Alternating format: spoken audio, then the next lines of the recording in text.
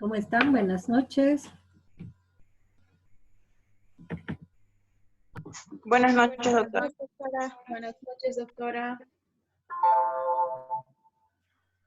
Bien, vamos a ver hoy día la clase de himenolepiosis.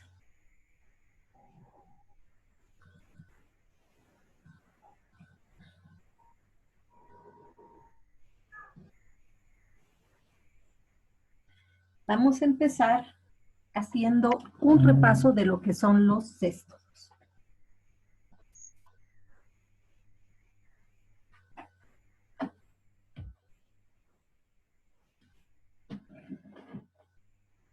Ya hemos visto dos céstodos y hemos estudiado, ¿verdad? Dos céstodos. Los hemos escrito a la Taenia somnium y a la Taenia saginata. Y sabemos que una característica que presentan los céstodos es que son gusanos que pertenecen al grupo de los platelmintos, ¿no? Entonces, ¿esto qué quiere decir? Que son gusanos planos de cuerpo segmentado. Están aplanados dorsoventralmente, como podemos observar en esta figura, ¿ya? Son gusanos planos, pero que tienen la característica de presentar el cuerpo segmentado.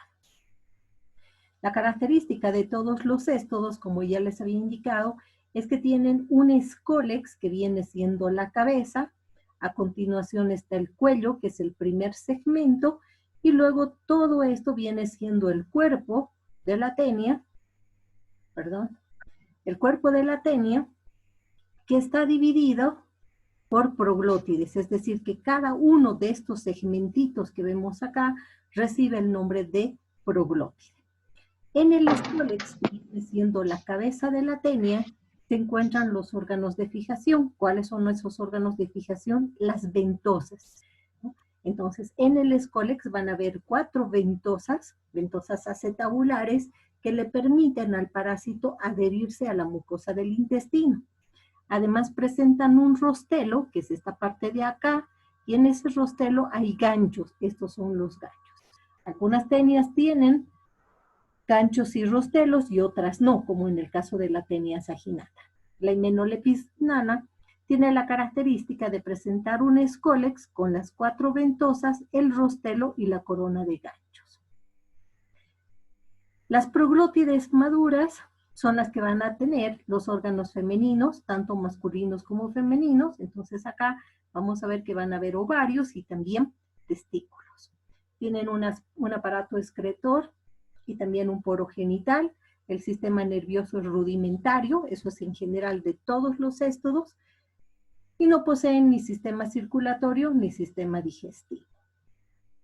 Acá tenemos las características morfológicas. Como ya les había explicado, toda taenia tiene un escólex, a continuación el cuello, y todo esto es la estróbila, ¿no? Y esa estróbila está conformada por la unión de varias proglótides. Entonces, cada uno de estos segmentos recibe el nombre de proglótide. Las proglótides que están a continuación del cuello son las proglótides inmaduras. Luego, estas vienen siendo las proglótides maduras, y las que se encuentran al final son las proglótides grávidas. Esta característica presentan todas las taenias, ya sean taenias grandes, taenias pequeñas, ¿no? O taenias medianas. Entonces, vamos a ir ahora al tema como tal, que viene siendo la himenolepiosis. ¿Qué es la himenolepiosis? Es una infección del intestino delgado del hombre producida por la himenolepis. Existen 2 especies de himenolepis. Tenemos a la himenolepis nana, que también se la llama taenia enana, porque es la más chiquitita de las taenias, y la otra especie es la himenolepis diminuta, que también recibe el nombre de taenia del ratón, porque puede estar parasitando el intestino de los ratones. Algo muy importante es que recordar que las taenias, ¿ya? Todas las taenias que vamos a estudiar, tienen como hábitat el intestino delgado. Todas van a estar localizadas a nivel de intestino delgado. Vamos a empezar describiendo a la hymenolepis nana. Y vamos a hacer mayor hincapié en esta especie porque es la que encontramos con mayor frecuencia en nuestro medio. Entonces, ¿cuál es la principal característica de esta? Como su nombre indica, se llama Hymenelepis nana o Taenia enana, por lo que les decía que es el cestodo más pequeño. Va a medir más o menos entre 2 a 4 centímetros de largo por 1 milímetro de ancho.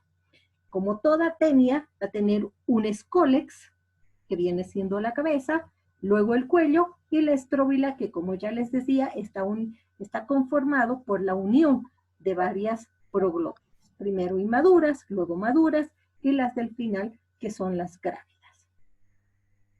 Entonces, en cuanto al escólex, acá tenemos los escólex de la tenia, podemos observar que este escólex tiene una forma romboidal y mide más o menos 0,3 milímetros, es decir, que es bastante pequeño. ¿Qué características presenta? Estos que vemos acá son las ventosas, ¿no? Y presenta 4 ventosas acetabulares. Estas ventosas son las que le permiten al parásito adherirse a la mucosa del intestino delgado. Además, presenta un rostelo retráctil que, a diferencia de la Taenia solium, este sobresale. Es como, miren, acá en esta figura y en esta, ustedes pueden observar que está más hacia afuera, a diferencia de la Taenia solium, que tiene el rostelo, tiene la corona de ganchos, pero prácticamente está pegado acá. En cambio, este sobresale. Esa es una característica que nos permite diferenciar el escólex de la Hymenelepis nana y el de la Taenia solium, además obviamente por el tamaño, ¿no? Entonces cuando ustedes vean que esta estructura sobresale así, es que se trata de la Hymenelepis nana o Taenia enana, ¿no? Entonces ahí igual les decía las 4 ventosas, a continuación este viene siendo el cuello, después estarán las proglotides inmaduras, ¿no? Acá igual podemos observar. ¿Qué más presenta? La estróbila. La estróbila les había indicado que es la unión de varias proglótides. Entonces aquí podemos observar las proglótides inmaduras que tienen segmentos bastante pequeñitos. A medida que se va alejando del cuerpo de la tenia, estos segmentos van siendo también más grandes. Si nosotros contaríamos cada una de estas proglótides, la Hymenelepis puede llegar a tener entre 100 a 200 proglótides. Obviamente eso va a depender del tamaño que tenga esa Hymenelepis o ese parásito adulto. No olvidemos que los céstodos son hermafroditas, entonces solo encontramos un gusano, no hay dimorfismo sexual, no van a haber hembras y machos, solo hay un solo gusano que tiene los dos sexos, es decir, que en sus proglótides que se encuentran al final del cuerpo de la tenia, vamos a observar los órganos reproductores que van a ser los ovarios y los testículos. La característica de las proglótides grávidas que se encuentran en la parte final del cuerpo de la tenia tienen la característica de ser trapezoidales. ¿Qué quiere decir eso? Como ustedes pueden observar, una acá es más ancha que alta. A eso denominamos trapezoidal. Y los huevos que colocan son huevos esféricos, bastante grandes, miden más o menos entre 30 a 50 micrómetros. ¿Ya? Tienen esta parte de acá, recibe el nombre de oncósfera. En esa oncósfera hay ganchos, 3 pares de ganchos largos que corren lateralmente. ¿Ya? Y de los lados salen unos filamentos polares que pueden ser entre 4 a 8. Entonces acá los vamos a ver. Y estos huevitos son bastante grandes. Acá tenemos otro, este está teñido con Lugol, tenemos la capa externa, esta es la oncósfera o embrión hexacanto, aquí podemos observar los ganchos, ¿verdad? ¿No? Lo mismo aquí se nota mucho más, igual acá, ¿no? Entonces ahí en algunos se nota mejor que en otros, entonces hay que ver, revisar una u otra para poder observar. Y de acá tendrían que salir por acá, observarse los filamentos polares, que nunca sobresalen del huevo, solamente están acá, ¿no? Entonces, eso es muy importante para poder diferenciar a un huevo de otro. En cuanto al ciclo, La Hymenopletis nana puede realizar un ciclo monoxénico en la que tenga un solo hospedero, que va a ser el hombre, o puede tener un ciclo heteroxénico donde tenga un hospedero intermediario que va a ser un artrópodo, ¿no? Entonces, lo que se da con más frecuencia es el ciclo monoxénico, pero debemos considerar que también puede existir un ciclo heteroxénico. Vamos a explicar primero lo que sucede en un ciclo monoxénico. Vamos a hacer de cuenta que este señor es un hospedero susceptible, por lo tanto, este estaría sano. ¿Cómo adquiere la enfermedad? Cuando consume un alimento o agua en la cual se encuentren los huevos de Hymenopletis. Entonces, cuando ese huevo ingresa a través de la boca, llega al intestino delgado y lo que hace es eclosionar, se rompe, libera la oncósfera. Y en esa oncósfera lo que se encuentra es el escólex, que luego va a ir creciendo y se va a transformar en un parásito adulto. A partir de este escólex vamos a tener el cuello, a continuación la estróbila conformada por las proglótides. Cuando el parásito adulto ha alcanzado la madurez sexual, comienza con la postura de los huevos. Entonces, este paciente que era un hospedero susceptible, cuando ya este parásito ya sea adulto, esté en su intestino, va a comenzar, como les decía, con la postura de los huevos y este deja de ser un hospedero susceptible para transformarse en un hospedero definitivo, ¿no? Entonces, ese es el ciclo monoxénico en el cual solamente interviene el hombre. Ahora vamos a ver qué sucede cuando interviene un artrópodo. Entonces, lo que puede pasar, tengo otra figura acá, vamos a ver esta, vamos a utilizar para explicarla. Entonces, ¿qué sucede? Dijimos que este era un hospedero susceptible. Entonces, este hospedero susceptible lo que hace, ¿ya?, es consumir un artrópodo, pero este artrópodo tiene que haberse infectado previamente. Entonces, teníamos un hospedero definitivo y ese hospedero definitivo tenía al parásito adulto viviendo en su intestino. Entonces, cuando el parásito adulto está viviendo en el intestino, el hospedero definitivo lo que hace es eliminar huevos en la materia fecal.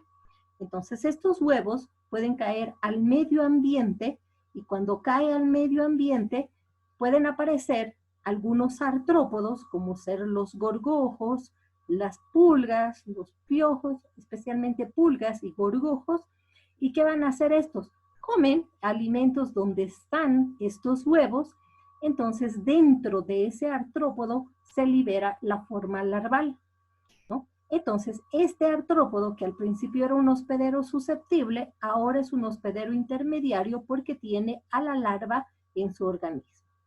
Cuando el hospedero susceptible, que en este caso sería el hombre, come accidentalmente algún alimento donde estén estos gorgojos, estos van a ingresar en el interior. No se olviden que está la larva, pues esa larva cuando llegue al intestino se va a transformar en un parásito adulto. Entonces este, de ser un hospedero susceptible, se va a transformar en un hospedero definitivo. Y este artrópodo, que era al principio un hospedero susceptible, cuando consumió el huevo y se liberó la larva en su interior, de susceptible pasó a ser hospedero intermediario. Entonces, en este caso estamos hablando de un ciclo heteroxénico, porque tiene un hospedero definitivo, que es el hombre, y lo llamamos hospedero definitivo porque tiene viviendo en su interior al parásito adulto. Y este artrópodo es un hospedero intermediario porque tiene viviendo en su interior a la larva de la tenia, ¿no? Entonces, como les decía, podemos, cuando hablamos del ciclo de la Hymenopletis, podemos decir que este ciclo es monoxénico cuando solamente va a tener un hospedero, que va a ser el hombre, o puede ser heteroxénico cuando va a tener dos hospederos, un hospedero definitivo, que va a ser el hombre, y un hospedero intermediario, que va a ser el artrópodo. ¿Se ha comprendido?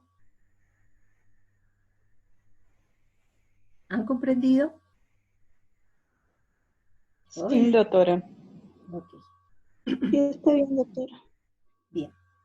Entonces, cuando hablamos del ciclo de vida, mencionamos que puede haber una autoinfección endógena y una autoinfección exógena.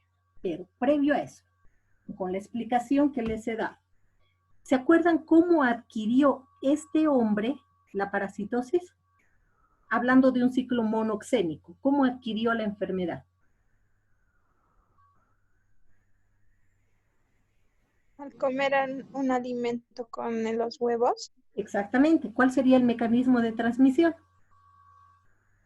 eh, Piensen, ¿en qué salieron los huevos? Fecalismo. Fecalismo, exactamente, porque han salido en las heces, ¿verdad? Entonces, cuando nosotros comemos un alimento contaminado con materia fecal, el mecanismo es fecalismo. No se olviden, ya, que el primer mecanismo de transmisión que vamos a observar en la himenolepiosis es fecalismo. ¿Ya? El primer mecanismo es fecalismo. Y la forma infectante, los huevos. ¿Bien? Entonces, primer mecanismo de transmisión, fecalismo. Forma infectante, huevos. Luego, ¿cómo también puede adquirir la enfermedad? Ahora este señor ya está enfermo, tiene viviendo en su interior al parásito adulto de la himenolepis. Entonces, este señor va a eliminar en su materia fecal los huevos y resulta que no tiene buenos hábitos de higiene. No se lava las manos después de salir del baño. ¿Qué otro mecanismo entonces puede haber para que esos huevos lleguen de nuevo a este señor? ano, mano, boca. Exactamente. Entonces, el segundo mecanismo de transmisión, ¿cuál puede ser? Ano, mano, boca. Pero como los huevos salen y entran a través de la boca, entonces es lo que consideramos una autoinfección, ¿ya? Exógena. Los huevos han salido, han sido eliminados en las heces fecales y como esa persona no tiene buenos hábitos de higiene, han vuelto a ingresar a través de la mano o por el mecanismo de transmisión que sería ano, mano, boca, y a eso se considera una autoinfección exógena. ¿Ya? Entonces, fecalismo el primero, autoinfección exógena o ciclo ano, mano, boca, la segunda. Ahora, ¿qué más puede suceder? Puede pasar de que, no puede pasar, sino sucede que este parásito pone los huevos en el intestino y estos huevos no requieren de ninguna característica, algo externo que ayude a que maduren o algo así. ¿Ya? Estos huevos no necesitan absolutamente de nada. Entonces, ¿qué sucede? Cuando son puestos por estas hembras, estos huevos pueden eclosionar en el mismo intestino del huésped. Entonces, si eclosionan los huevos que puso la tenia en el intestino sin necesidad de salir, eclosionan, ¿qué van a hacer? Van a liberar la larva. Y esas larvas, ¿qué van a pasar? Se van a transformar en parásitos adultos, ¿no? A eso se conoce como autoinfección endógena, ¿ya? Los huevos, sin salir al medio externo, no han llegado a salir en la materia fecal, eclosionan en el mismo intestino, dando lugar a parásitos adultos. Entonces, nuestro primer mecanismo, fecalismo. El segundo, por mala higiene del paciente, ciclo ano, mano, boca. ¿Y qué más se va a dar siempre? La autoinfección endógena, porque los huevos, sin salir al medio ambiente, eclosionan, ¿no? Y dan lugar a parásitos adultos. Entonces, ¿qué es lo que sucede? La cantidad de parásitos adultos que va a haber en el organismo rápidamente aumenta. Al principio puede ser que hayamos consumido solo 2 huevos, entonces de esos 2 huevos se liberaron 2 parásitos adultos, pero esos 2 parásitos adultos, cuando hayan alcanzado la madurez sexual y comiencen la postura de los huevos, esos huevos tienen la característica de que pueden eclosionar en el mismo intestino y por lo tanto aumentar la carga parasitaria. Entonces, en la himenolepiosis, al contrario de lo que sucede en la teniosis, ¿ya? La cantidad de parásitos que va a haber van a ser grandes. En cambio, en la teniosis les dije que se llama teniosis o tenia solitaria, porque solo hay una tenia solium o una tenia saginata. En cambio, acá pueden haber muchas himenolepias, ¿no? De acuerdo a la cantidad de parásitos que estén en el organismo. Entonces, el hombre es considerado el hospedero definitivo e intermediario en un ciclo monoxénico. ¿Por qué? Porque en cuanto el parásito adulto, sabemos que un hospedero definitivo es el que tiene al parásito adulto. Entonces, obviamente el parásito adulto está en el hombre. ¿Dónde? En el intestino delgado. Ese parásito adulto está poniendo huevos y esos huevos pueden eclosionar y cuando eclosionan liberan a la larva. Entonces, en ese momento, ¿qué es el hombre? Un hospedero intermediario. ¿Pero qué le sucede a esa larva? No se queda como larva, sino inmediatamente va creciendo y se va transformando en un parásito adulto. Por lo tanto, pasa a ser ese hombre un hospedero definitivo. En cambio, en un ciclo heteroxénico vamos a tener un hospedero definitivo que va a ser el hombre, porque va a tener en su intestino al parásito adulto, y vamos a tener un hospedero intermediario que van a ser los artrópodos, ¿ya? Que son los que comen los huevos, y en su interior eclosiona el huevo y libera a la larva, que son los cisticercos. Entonces, ¿cómo adquiere el hombre la enfermedad? Cuando consume un alimento donde estén las pulgas o los gorgojos, ¿no? Obviamente que esto no es muy común, porque nosotros no comemos pulgas o gorgojos, ¿verdad? Pero puede ser que consumamos algún alimento de forma accidental, que contenga el gorgojo en el interior y que de esa manera adquiramos la enfermedad.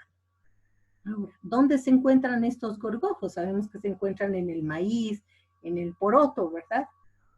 Pero cuando nosotros hacemos cocer el maíz o hacemos cocer el poroto, estos son alimentos que tardan bastante en cocer. Entonces, cuando han estado hirviendo y logra realizarse la cocción de estos, pues ya los gorgojos están muertos. Entonces, cuando se hace un maíz para acompañar un chicharrón o los porotos para igual preparar algún alimento, generalmente los gorgojos ya están muertos.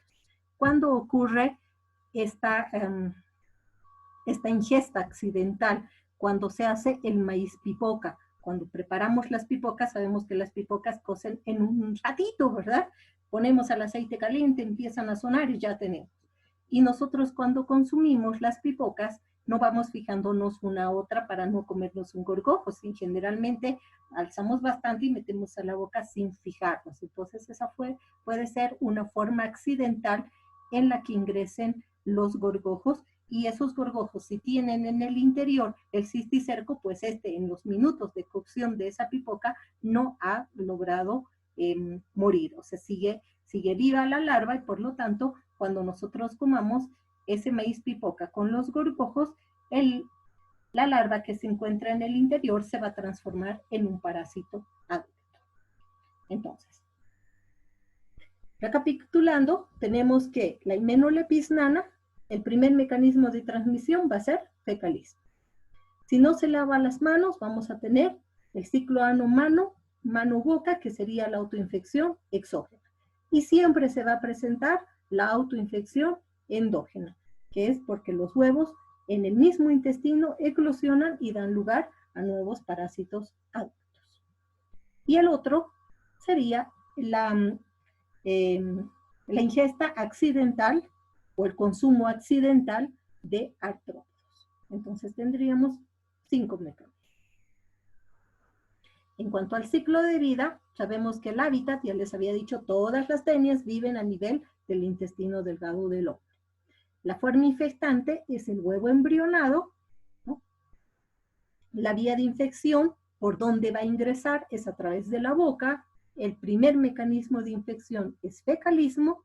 El estadio larval se llama cisticercoide, y cuando el mecanismo de infección o el mecanismo de transmisión es la ingesta de un artrópodo, entonces la forma infectante es la larva, que vendría siendo el cisticercoide.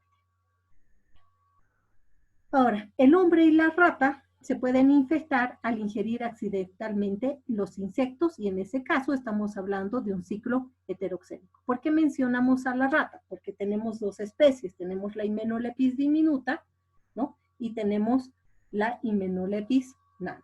Entonces, en la Hymenopletis diminuta dijimos que se llamaba también tenia del ratón, porque puede estar parasitando a ratones y a ratas. Entonces puede encontrarse el parásito adulto tanto en rata o en ratones.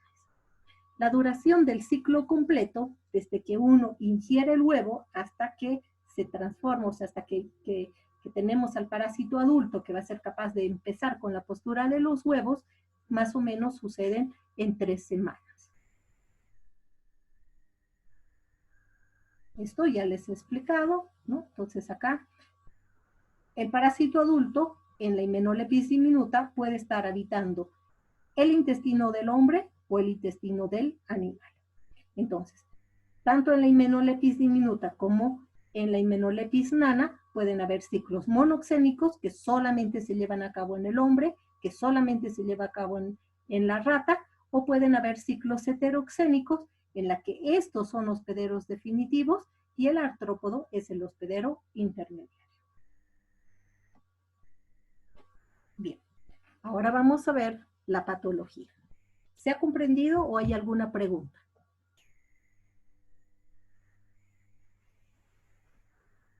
¿No hay preguntas? No, doctor. Bien. Entonces, el daño, la patología siempre es el daño, ¿no? Entonces, ¿cómo se va a producir el daño? Va a depender para que exista la patología y para que se presente la manifestación clínica. Entonces, ¿qué va a ser importante? La cantidad de parásitos. Si un paciente ya tiene 2 Hymenopletis, entonces lo más seguro es que el paciente no va a tener ni sintomatología ni patología al principio, obviamente. ¿Por qué? Porque sabemos que esos 2 parásitos adultos que están ahí van a poner huevos y los huevos pueden eclosionar en el mismo intestino. Entonces, en muy poco tiempo la carga parasitaria va a ser grande y el paciente va a empezar a presentar la sintomatología, obviamente, porque se está produciendo una patología a nivel del intestino. Entonces, a nivel del intestino, ¿qué es lo que vamos a observar? La enteritis por la absorción de los desechos metabólicos del parásito. O sea, ¿qué es lo que hay? Hay una inflamación a nivel del intestino. ¿Ya? ¿Por qué? Porque los parásitos, ya sabemos que todo parásito que está en nuestro organismo está ahí para alimentarse, ¿verdad? Para reproducirse. Entonces, ¿qué está haciendo? Está succionando nuestros alimentos y está eliminando los productos de desecho. Todo lo que no le sirve a él, elimina, pero no elimina fuera de nuestro organismo, elimina en el mismo intestino.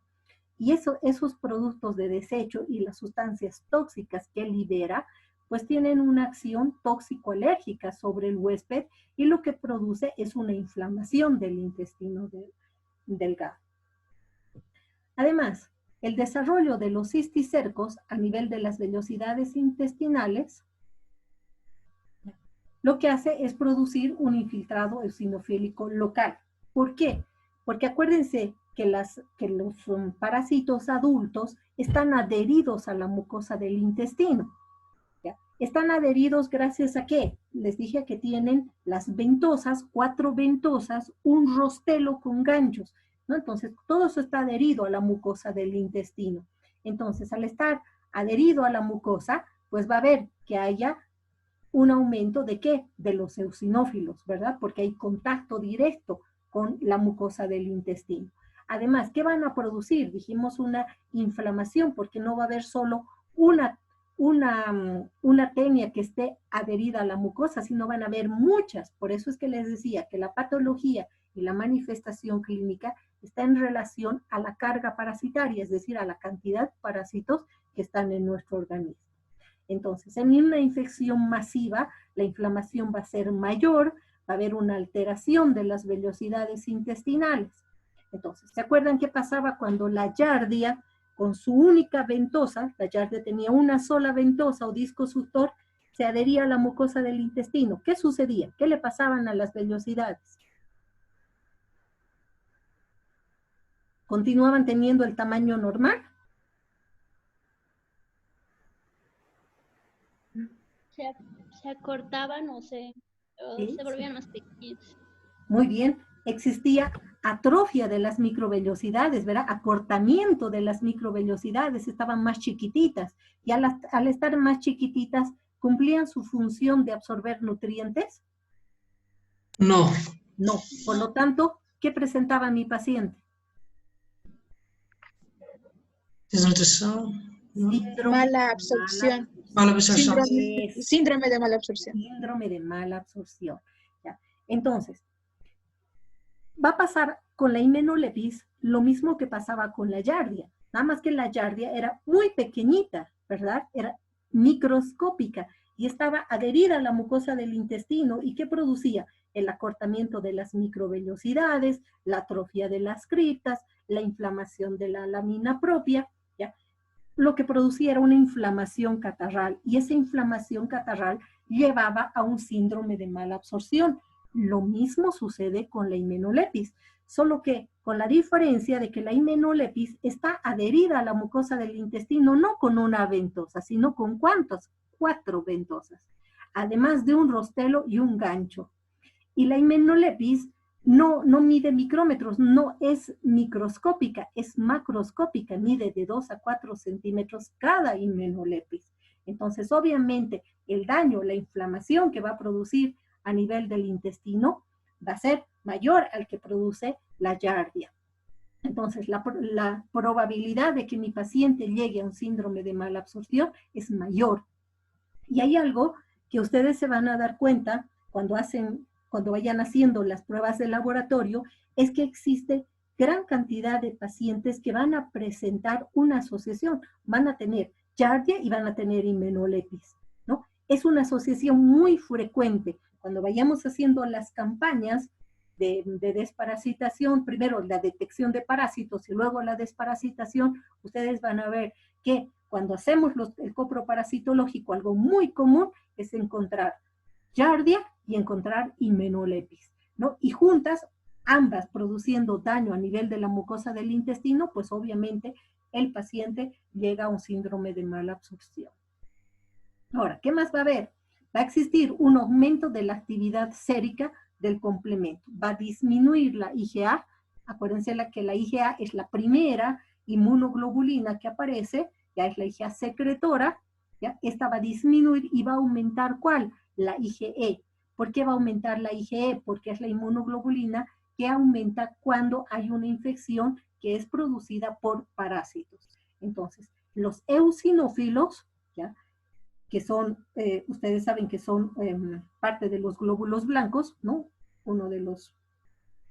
Entonces, estos eosinófilos y la inmunoglobulina E aumentan principalmente en dos ocasiones.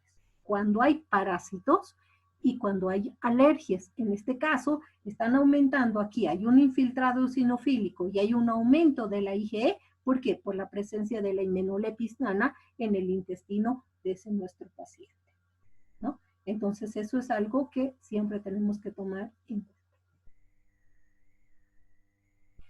En cuanto a la sintomatología, como ya les decía, va a estar en relación a la cantidad de parásitos, a la edad del paciente y también al estado general del huésped, ¿no? Entonces, si es un paciente inmunodeprimido, pues obviamente el daño que va a producir en él va a ser mucho mayor. Si es un paciente que sus defensas están ok, entonces el daño no va a ser tan severo, ¿no? Al principio puede haber infecciones que sean asintomáticas, entonces que hayan molestias que sean muy leves, ¿no? Entonces solamente un dolor abdominal leve, nada más. Hemos encontrado cuando hemos hecho la detección de parásitos a muchos niños que no presentaban ningún tipo de sintomatología y sin embargo nos encontrábamos en la materia fecal 3, 4 huevos de himenolepis nano por campo, ¿no? Entonces, ¿eso qué quiere decir? Que la carga parasitaria era grande, pero aún así el paciente era asintomático. Luego tenemos cuadros moderados, donde ya hay un dolor abdominal tipo cólico, que se asocia acá ya a vómitos, a diarreas y obviamente a una disminución del peso. Y en cuadros severos, las diarreas ya están asociadas obviamente a un síndrome de mala absorción que vendría siendo la complicación de la enfermedad. Además, pueden presentar nuestros pacientes otras manifestaciones como irritabilidad, insomnio y también enuresis. En cuanto al tratamiento, en cuanto al diagnóstico, primeramente, se realiza un examen coproparasitológico, podemos realizar por métodos por concentración, ¿no? O sin concentración. Sabemos que los métodos por concentración están relacionados con la técnica de Willis, la técnica de Ritchie, ¿verdad? Y los métodos sin concentración, que serían la técnica de Lugol. Si bien en Taenia solium y en Taenia saginata es probable que encontremos proglótides, en Hymenoleucis nana no vamos a observar las proglótides, no se observan. Las proglótides de Hymenoleucis nana no se desprenden del cuerpo de la Taenia. En cambio, sí se desprenden con facilidad las de Taenia saginata y rara vez las de Taenia solium. Entonces, solamente nuestro estadio de diagnóstico van a ser huevos. Para el tratamiento, como se trata de tenias, el tratamiento va a ser con praziquantel o con niclosamida. El praziquantel podemos utilizar en dosis única, 25 miligramos por kilogramo peso, y la niclosamida, 2 gramos. El primer día, seguido de 500 miligramos entre 5 a 7 días, y lo más importante es siempre asociar a un laxante salino para que se pueda eliminar desde el escólex, o sea, desde la cabeza de la tenia, ¿no? Entonces, tanto el praziquantel como la niclosamida es importante asociar al laxante salino. Para la profilaxis, muy importante el lavado de manos, ¿ya? El paciente tiene que lavarse las manos antes de comer, después de entrar al baño, que es muy importante, evitar la onicofagia. Y a nivel colectivo, la adecuada disposición de las excretas, que el paciente no defeque al aire libre, el control en los manipuladores de alimentos para evitar el ciclo mano-boca, el control en las guarderías, igual, porque los que cuidan no tienen buen aseo, pues pueden contagiar a los niños, y la protección de los alimentos de artrópodos coprófagos. Para ver dipilidiosis voy a invitarles a una nueva sesión.